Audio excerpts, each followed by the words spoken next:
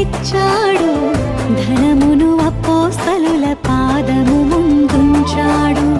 సిరి కంటే ఘనముగా దేవుని ప్రేమించాడు, ఆదరణ పుత్రుడని బిరుదు పొందుకున్నాడు. సమృద్ధిగా విత్తుట దీవెనకరం, విస్తారంగా పోయుట ఆశీర్వాదం.